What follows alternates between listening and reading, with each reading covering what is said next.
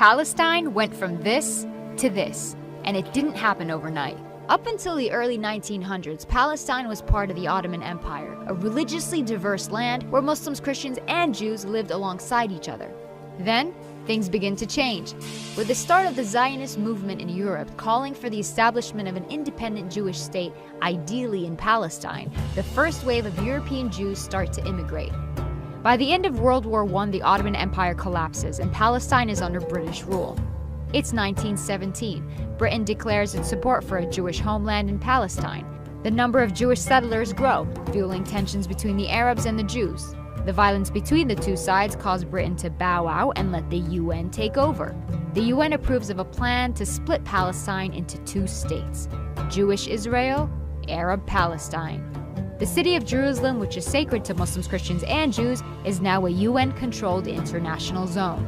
Jews accept the UN partition plan and declare independence as the State of Israel. But neighboring Arab countries object to the land takeover. This marks the beginning of the First Arab-Israeli War. Israel is victorious and makes a grab for the land intended for the Palestinian state under the UN. The land gets divided into three parts. Jordan occupies the West Bank and East Jerusalem, Egypt occupies Gaza, and the State of Israel takes 78% of historic Palestine, including West Jerusalem.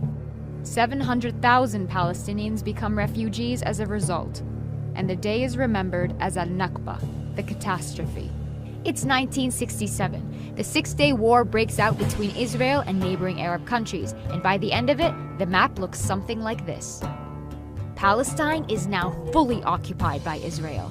Despite the absence of a formal peace treaty, things start simmering down. Then Israelis start settling into Gaza and the West Bank, resulting in an Israeli-Palestinian struggle. Further peace talks prove unsuccessful.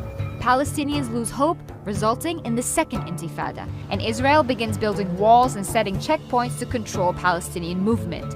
It's 2005. Israel withdraws from Gaza, but continues settlements in the West Bank.